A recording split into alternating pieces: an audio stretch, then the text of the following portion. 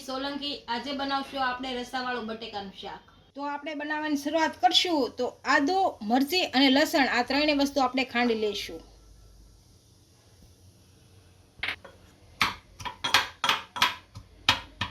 આ ત્રણેય વસ્તુ આપણે ખાંડી લીધી છે। આમાં હળદર પાવડર નાખીશું,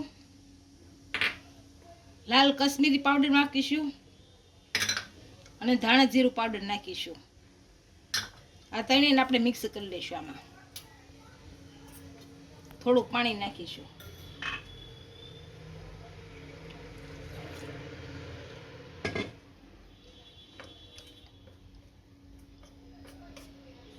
બટેકાને આપણે બાફી લીધા છે। આનું ઝીણું કટિંગ કરી લઈશું।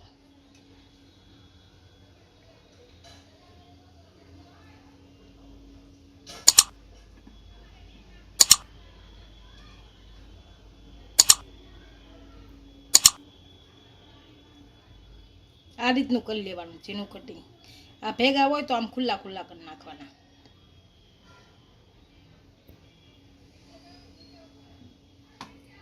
આ રીતનું બધું કટિંગ કરી લઈશું।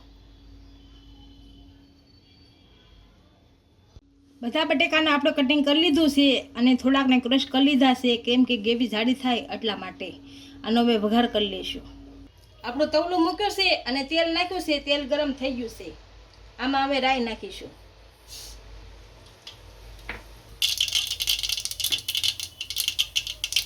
આપણે રાઈ આવી ગઈ છે। આમાં જીરું નાખીશું, આમાં હિંગ નાખીશું, આમાં મીઠા લીમડાના પાન નાખીશું, સૂકા 2 મરચાં નાખીશું,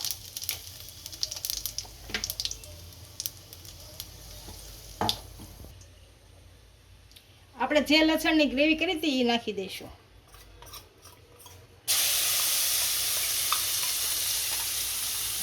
આ બળી ન જાય એ માટે આપણે પાણી નાખીશું થોડું।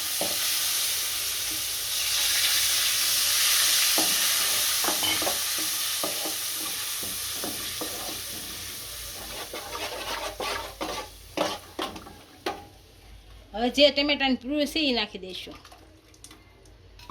આને ઉકળવા દઈશું।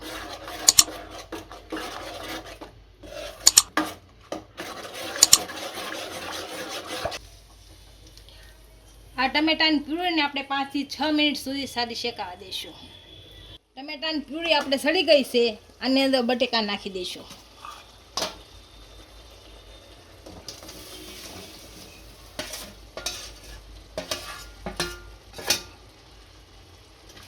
આને મિક્સ કરી દઈશું।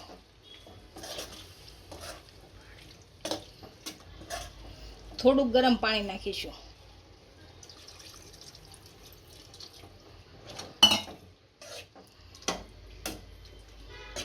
હવે આને ઉકળવા દઈશું।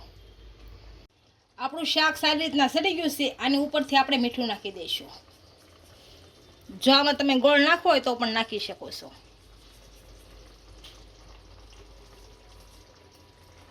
હવે આને હલાવી નાખીશું। હવે ગેસ બંધ કરી અને નીચે ઉતારી લઈશું। આપણું રસાવાળું બટેકાનું શાક તૈયાર થઈ ગયું છે। એને આપણે સર્વ કરી લઈશું।